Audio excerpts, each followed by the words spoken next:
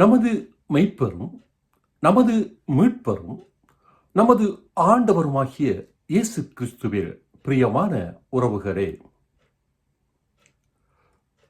கிறிஸ்து வருகை காலத்தின் முதலாம் ஞாயிறு நிகழ்வுக்கு நாங்கள் காலடி எடுத்து வைத்திருக்கின்றோம்.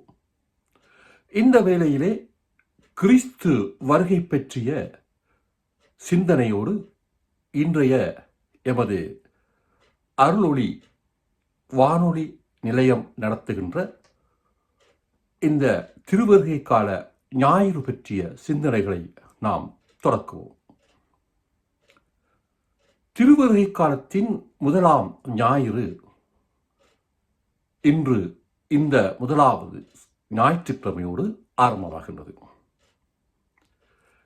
பழைய திருச்சபையின் கண்ணோட்டத்தில் இந்த காலம் ஆகமன காலம் என்று அழைக்கப்பட்டது. அதாவது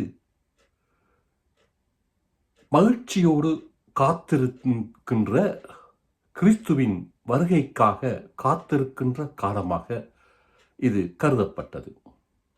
ஆங்கிலத்தில் அட்வென்ட் என்றும் லத்தீன் மொழியில் அட்வென்டூ என்றும் அழைக்கப்பட்டது. ஆனால் பழைய காலங்களில் இந்த திருவருகை காலம் ஆகமன காலமாக கருதப்பட்டது. ஆனால் தற்பொழுது திருச்சபை அதை திருவருகை காலமாக மாற்றி அமைக்கப்பட்டது. பின்னைய காலங்களிலே இது ஒரு நோன்பு காலமாக கருதப்பட்டது. பரோசியா என்ற கிரேக்க வார்த்தையிலே இது குறிக்கப்பட்டது. ஆனால் திருச்சபையானது அதை மாற்றி விழிப்போடு கிறிஸ்துவுக்காக காத்திருக்கும் காலமாக இந்த திருவருகை காலத்தை அறிவித்திருக்கின்றது, அதை கடைப்பிடிக்கின்றது. இந்த வேளையில்தான் நாங்கள் கிறிஸ்துவை பற்றி ஆவலாக, அவர் வருகையை பற்றி நாம் மகிழ்ச்சியோடு காத்திருக்க வேண்டிய காலமாகும். இந்த திருவருகை காலத்தினுடைய சிந்தனைகள் எல்லாம் நமது ஆண்டவராகிய இயேசு கிறிஸ்து மண்ணுலகில் மாபெரும் அரசராக திருப்பி வருவார் என்ற இரண்டாம் வருகையையும் நாங்கள் இந்த திருவருகை கால சிந்தனையோடு ஒப்பிட்டு பார்ப்பது நமக்கு உசிதமாக இருக்கும் என்று நினைக்கின்றேன். திருவருகை காலத்திலே நாங்கள் 4 மெழுகுவர்த்திகளை ஏற்றி முதலாவது ஞாயிறு, அதாவது இன்றைய ஞாயிறிலே நாம் முதலாவது மெழுகுவர்த்தியை ஏற்றி திருவருகை கால ஞாயிறை நாங்கள் நினைவுபடுத்துகின்றோம். திருச்சபை இந்த முதலாவது திருவருகை கால ஞாயிறை விழிப்போடு காத்திருப்போம் என்ற கருத்து ஆடலோடு சொல்லாடலோடு இந்த ஞாயிறு மறைவுரை சிந்தனையையும் உங்களுக்கு வழங்குகின்றது.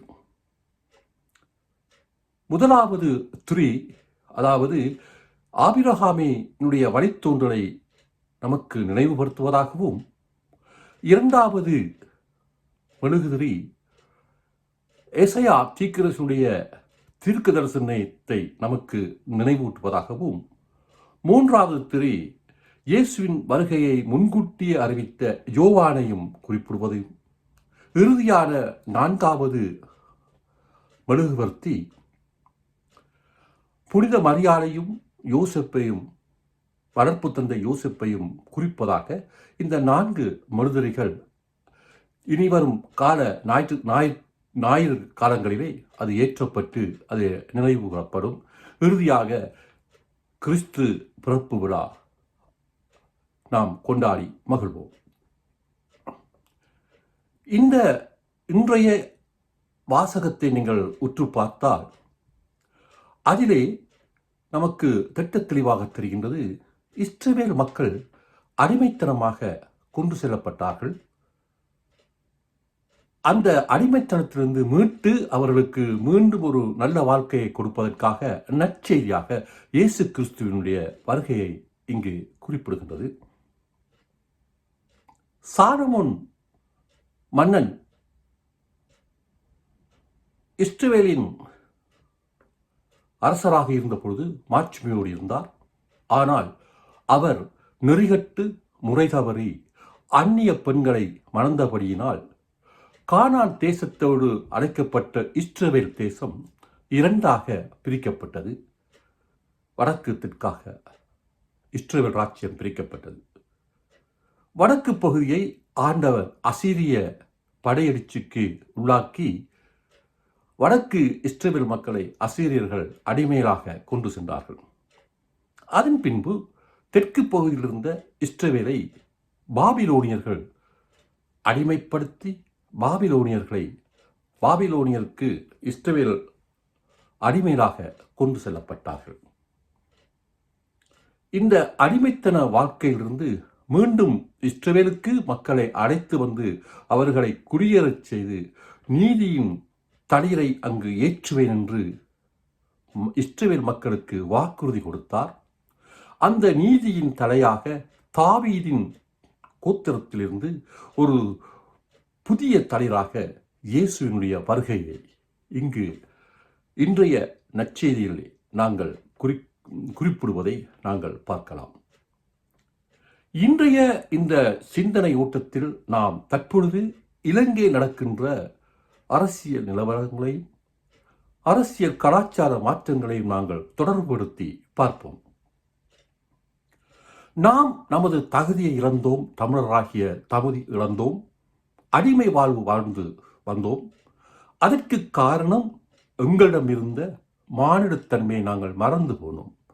சாதியம், பிரதேசவாதம் என்ற கட்டுக்கோப்புக்குள் எங்களுடைய சிந்தனைகளை நாங்கள் வளர்த்தபடியினால் சிங்கள இனவாதத்திற்கு நாங்கள் அடிமையாக மாற்றப்பட்டோம். ஆனாலும் ஆண்டவர் அந்த அடிமைத்தனத்தில் இருந்து எங்களை மீட்பதற்காக அவர் ஒரு புதிய பாதையை வகுத்திருக்கின்றார் என்று நினைக்கின்றோம். நாங்கள் தார்மீக வழியிலே போராடினோம், முடியவில்லை. ஆயுத வழியில் போராடினோம், முடியவில்லை. ஆனாலும் ஆண்டவர் தன்னுடைய தமிழனுடைய அடிமைத்தனத்தை நீக்குவதற்காக சிங்கள மக்களுடைய எண்ணங்களிலும் சிங்கள அரசியல்வாதிகளுடைய மனங்களிலும் ஒரு புதிய சிந்தனையூட்டத்தை வளர்த்திருக்கின்றார். அந்த சிந்தனையூட்டத்திலே மானுடர்கள் எல்லோரும் சமத்துவம் என்ற ஒற்றை சொல்லாடலோடு புதிய ஆட்சி அமைந்திருக்கின்றது. அந்த ஆட்சியை எல்லாம் வல்ல இறைவன் நன்றாக ஆசீர்வதித்து சிங்கள மக்கள் மனதிலே தமிழர்களுக்குரிய நியாயபூர்வமான விருப்பங்களையும் அரசியல் உரிமைகளையும் அவர்கள் உய்த்து உணர்ந்து சிங்கள மக்களுடைய சிந்தனைகளில்தான் எங்களுடைய விடுதலை தங்கியிருக்கின்றது, எங்களுடைய சமத்துவமான வாழ்க்கை தங்கியிருக்கின்றது என்ற எண்ணக்கருவோடு நாம் இன்றைய திருவருகை கால ஞாயிறை நினைவுபடுத்துவோம். தொடர்ந்தும் வருகின்ற திருவருகை கால ஞாயிறு சிந்தனைகளிலே எங்கள் மனமாற்றங்களையும் புதிய அரசியல் கண்ணோட்டங்களையும் நாங்கள் வளர்த்து கொள்வோம் என்று சொல்லிக்கொண்டு மீண்டும் அடுத்து வரும் திருவருகை கால ஞாயிறிலே உங்கள் அனைவரையும் சந்திக்கும் வரை நமது மெய்ப்பரும் நமது மீட்பரும் நமது ஆண்டவருமாகிய இயேசு கிறிஸ்துவில் உங்களை வாழ்த்தும்படியாக உங்களிடமிருந்து விடைபெறுகின்றேன். மீண்டும் உங்களை அடுத்து வரும் 2வது திருவருகை கால ஞாயிறிலே உங்களை சந்திக்கின்றோம். அதுவரையும் உங்களிடமிருந்து அன்பு வணக்கம் கூறி விடைபெறுவது உங்கள் அன்பு சோதரன் பேசாலை தாஸ். நன்றி, வணக்கம் நேயர்களே.